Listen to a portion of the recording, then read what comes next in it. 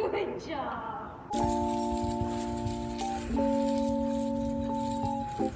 Hello everybody, welcome back to my channel and to another video. I hope that you're doing really well. Today I am bringing you another positive reinforcement style training video. Not really like a tutorial, just kind of documenting the process and explaining the process of how I taught Merlin how to self-park or line up by himself at the mounting block. This was something that I didn't actively set out to teach. It sort of just kind of happened as I was doing prep for him in the weeks leading up to backing him, but it ended up being a really useful behavior that he now knows, and I use it all the time. It's particularly useful in bridleless work and tackless work. I just thought it would be fun to take some of the footage from some of those training sessions and make it into a video, kind of like some of the other positive reinforcement style videos that I've done. So I hope you enjoy, and I will see you at the end. So I started doing mounting block work with Merlin as part of our groundwork sessions pretty much from the moment that I bought him. In my experience, so many young horses have issues standing at the mounting block because of a lack of proper groundwork early on. So I wanted to make sure to avoid this with Merlin by doing a lot of groundwork to get him used to standing at the mounting block before I even started riding him. The gaps between the first clips that you just saw and these clips here is about 1.5 years,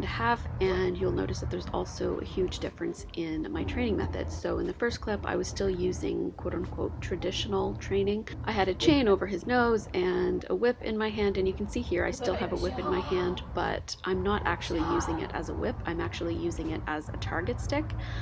In these clips here, I'm just gonna leave them in because they really make me smile. So he had done 2 or 3 really good efforts at coming and lining up at the mounting block with me standing on it, and he had gone off a couple times, had some bucks, been disinterested in what I was asking him to do, but then he always came back, and this time he had just gone off and had some zoomies, and then he came back, and I was trying to get him to line up at the mounting block, as you can see, and he's just not interested, but he's also not moving away, and that tells me that he wanted to just spend time with me and be close to me, and he kept asking for kisses.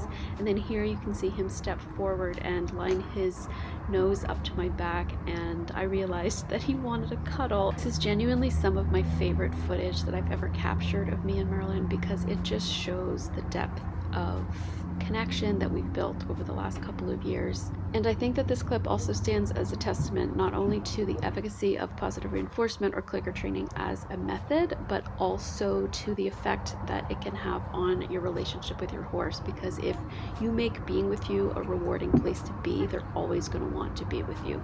Here Merlin communicated with me that he didn't really want to train and that he just wanted to be, and it's honestly one of my favorite moments that I've ever had with him, and I just had to include it. So now we're getting to some footage from the training sessions that I did with Merlin in the weeks leading up to backing him for the first time. We hadn't done anything like this in a few months, and I wanted to make sure that I spent enough time getting him used to it again. So we did a lot of work at Liberty, just going up to the mounting block, me standing on it, and him standing still. Now, because at this point he didn't know the lineup cue and I didn't have a rope on him, I needed a way to get him to line up at the mounting block without me touching him. And one of the cues that he has learned to follow me is I hold my hand out and I sort of motion forward with my finger, so he knows that that means to follow me when I'm walking. Now, the thing about positive reinforcement is that you have to take your goal behavior and break it down into the smallest possible pieces, and quite often this involves incorporating behaviors that they already know into the learning process towards a new behavior. So because I was trying to get Merlin to line up with the mounting block without me needing to use a rope, I incorporated a skill he already knew in the learning process of a new skill. And at this point, the new skill was not him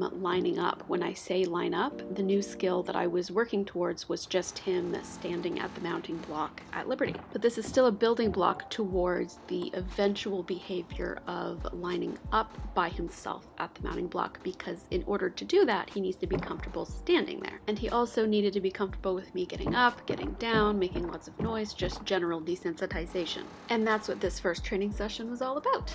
Now I'm including this next clip just to show another example of him going off because he's sort of lost interest in the work and doesn't want to do it anymore, which is completely fine. That's why I do positive reinforcement, to give my horse a voice in what he wants to do. But as you can see, he comes back and I reward that because he's coming back to me to engage in more work. And as you can see, he actually does line up really, really well. I give him time to think about it and he comes around, lines up, and I click and treat, and I actually ended the session there. And it was actually this effort here that made me decide to try to teach him the line up cue. So this is the next day, and I was getting him to line up at the mounting block in the same way that I did the day before, by walking and using the finger movement that he knows as a follow cue. But I was also starting to combine that with the vocal cue of saying the words line up. Something that I've learned about positive reinforcement as I've been going along is that in order to maximize clarity and understanding, it's important to make sure that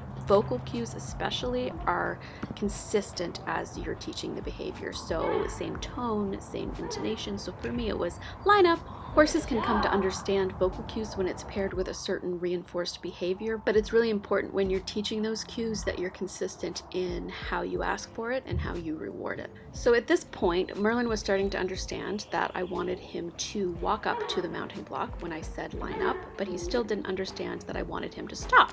So what I started to do was the minute that his body was parallel to the mounting block, I would click and treat. Because he automatically stops when he hears the click, I knew that with enough repetitions, he would come to understand that I wanted him to stop when his body was parallel to the mounting block. So there were 1 or 2 short training sessions in between the last clip and these clips. So by this point, Merlin kind of knew what lineup meant, and I was getting to the point where I was starting to ask him to respond to it just from the vocal cue and not needing to follow me to the mounting block. So you can see that I'm still walking, I'm still using the hand cue, but I'm vastly reducing how close and how much I walk, so I'm trying to stay as close to the mounting block as I can, and especially in the last few moments, I stop and let him walk up to the block on his own. And here he was definitely at a level of understanding where I felt like I could start allowing him to troubleshoot a bit.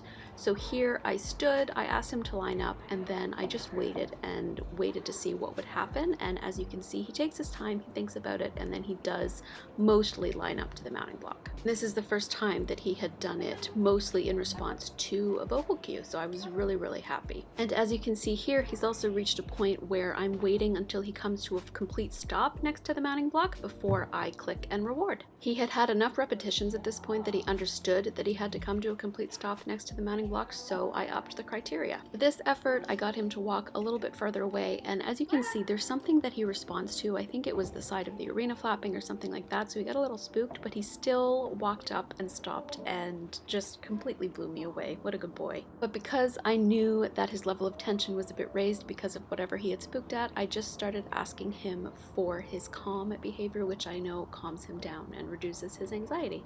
And as you can see, he starts doing it on his own. I truly felt like this was the session where he really started to understand the sort of end goal behavior, which was him walking, lining himself up at liberty at the mounting block without needing to follow me or without needing any ropes or anything like that. I was so happy with these last few efforts that I ended the session shortly thereafter.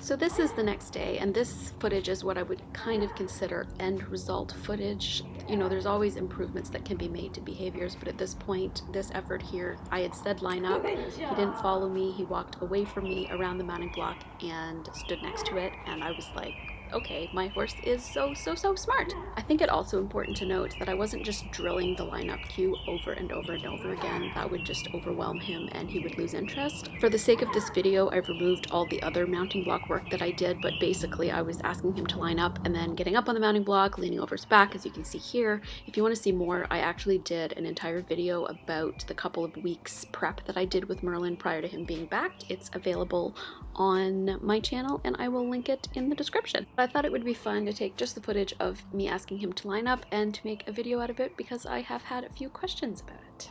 So that was the process of how I taught Merlin to self-park or line up at the mounting block at Liberty using positive reinforcement. I hope that you enjoyed it and maybe found it useful. If you want to check out some of my other positive reinforcement videos, I have an entire playlist that I will link at the end of this video and also down in the description. Genuinely, positive reinforcement as a mode of training has completely, and I know I sound like a broken record when I say this, because if you've seen some of my other positive reinforcement videos, you will know that I say pretty much the exact same thing at the end of every single one, but it's just changed the way that I view and interact with horses. It has improved my relationship with horses so much. It has given me a relationship and bond with Merlin like I've never had with any other horse. And yeah, I'm so grateful to all the people online who use it, who make content and videos and podcasts and, you know, pages on their websites with resources that help other people like me discover more about it. And it's my hope that with these videos, if you see something that you think is cool, that you'll research a bit further. Two of the kind of resource hubs that I found really useful early on were the Jet Equitheory Positive Reinforcement Resource Hub, as well as the one on Milestone Equestrian. I've also recently been getting into reading blog posts and listening to podcasts by the Willing Equine. Adele Shaw, I followed her on Instagram for a long time, but I've only recently started listening to her podcast, and it is excellent. Both her and Shelby Dennis from Milestone Equestrian are registered certified horse behavior consultants with the IIABC, and yeah, they really know their stuff. So if you're interested in learning more about how to employ positive reinforcement in your interactions with your horse, definitely check them out, because they are professionals and I am not. These videos are just meant more as a documentation of my journey with Merlin using positive reinforcement and the kinds of things that we're able to do together because of it. So yeah, if you enjoyed this video, don't forget to hit the thumbs up button, subscribe down below, and leave a comment. And yeah, until next time, I hope you're having a wonderful day wherever you are. Make sure to give your horse or pony a hug or a kiss the next time you see them, and I will see you next time. Bye!